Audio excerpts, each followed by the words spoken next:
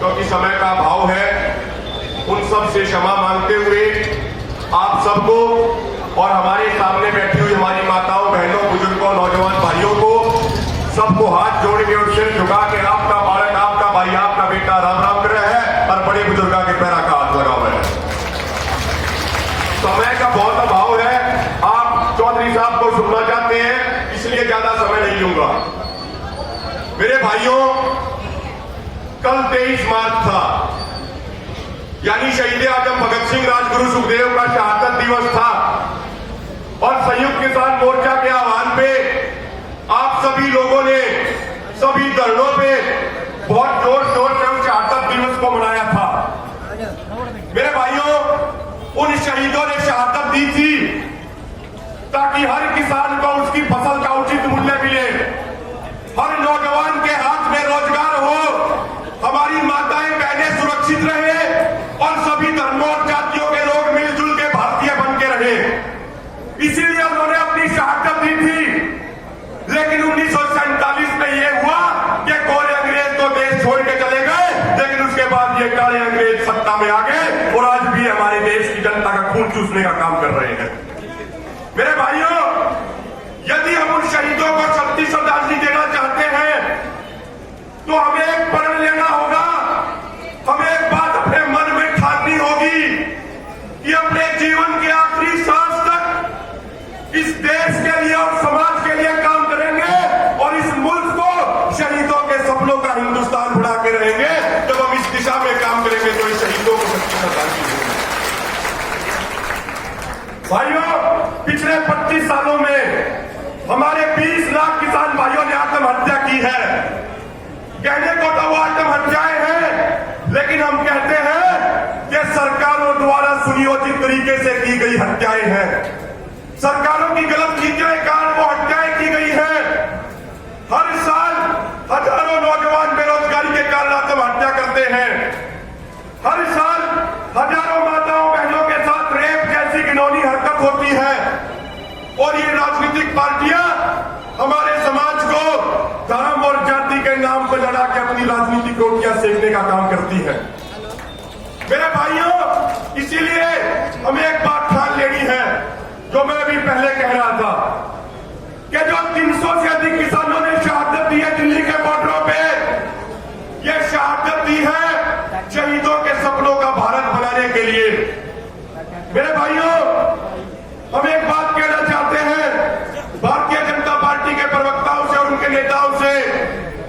वो टीवी चैनलों पर बैठ के कहते हैं कि ये आंदोलन करने वाले आतंकवादी हैं, खालिस्तानी हैं, विदेशी फंडिंग लेने वाले हैं। हम उनको एक बात कहना चाहते हैं कि मोदी साहब, जो आपने एक चश्मा पहना हुआ है, जो आपने एक चश्मा लगाया हुआ है, इस चश्मे का एक लेंस अंबानी का है और दूसरा लेंस अडानी का है। इस अंबानी और अडानी वाले चश्मे को उतार के देखिए, इन नौजवान भाइयों में आतंकवादी नहीं बल्कि शहीद आजम भगत सिंह, राजगुरु और सुखदेव दिखेंगे। एक बार चश्मा उतार के देखिए। अब अपना चश्मा उतार के देखिए, इन माताओं बहनों में आपको खालिस्तानी नहीं बल्कि झांसी की रानी लक्ष्मीबाई दिखेगी। झांसी की रानी लक्ष्मीबाई। एक बार अब अपना चश्मा उतार के देखिए, हमारे बुजुर्गों में विदेशी फंडिंग लेने वाले नहीं बल्कि चौधरी महेंद्र सिंह टिकैत, चौधरी चरण सिंह और दीनबंधु छोटूराम दिखेंगे। बस एक बार चश्मा उतार के देखिए वो दिखे। एक अंतिम बात ये कहना चाहता हूं भाइयों, हम अपने बुजुर्गों से सुनते आए थे कि जब किसी का विनाश होना होता है तो उसकी बुद्धि भ्रष्ट हो जाती है सबसे पहले। और ये आज बात मुझे लग रही है कि इन भाजपा वाले सरकार की बुद्धि भ्रष्ट होगी है। ये एक बात आज भी नहीं समझ पा रहे कि एक किसान कौम वो कौम है, इस कौम ने जितना दबाओगे या उतना ही उभर होगी। हम तो परचम की तरिया है, परचम की तरिया जितना काटोगे उतनी बढ़िया फूट करेंगे। तो इस किसान कौम ने दबाने का प्रयास मत करो।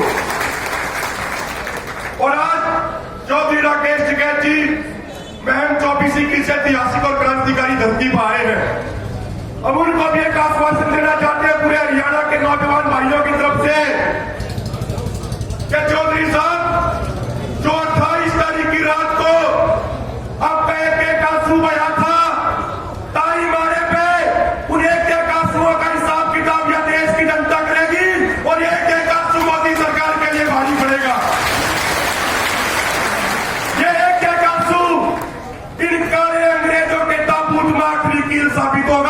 समय आने पर इन सब ने बता देंगे।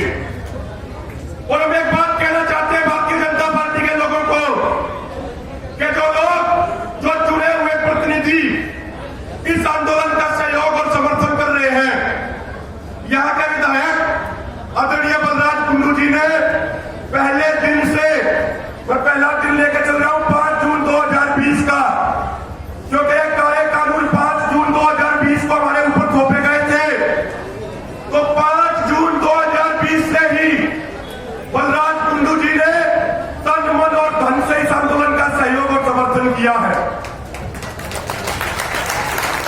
भाइयों, ये भारतीय जनता पार्टी वाले सुन ले, ये कितने छापे मरवा ले, कितने मुकदमे दर्ज कर ले, ये किसान कौन ना झुकेगी, ना दबेगी, ना हटेगी, ना डरेगी, ना बिकेगी। ये किसान कौन सिर्फ आगे बढ़ते रहेगी, क्योंकि ये किसान कौन अंग्रेजों से माफी मांगने वाले सावरकर की वंशज नहीं है, बल्कि अंग्रेजों के खिलाफ लड़ते हुए अपने शहादत देने वाले शहीद आजम भगत की कीमत पर। भाइयों, बाकी बातें हमारे बहुत सीनियर वक्ता बैठे हैं, तो वो सारे अपनी बात रखेंगे। मैं तो आप लोगों को एक विश्वास दिलाना चाहता हूं कि ना तो मैं कोई नेता, ना मैं कोई प्रधान, हम तो आपके भाई हैं, आपके बालक हैं, आपके बेटे हैं। कई बार इस ऐतिहासिक चबूतरे पर आए हैं और हर बार आप पूर्ण तरीके से समर्थन करते हो।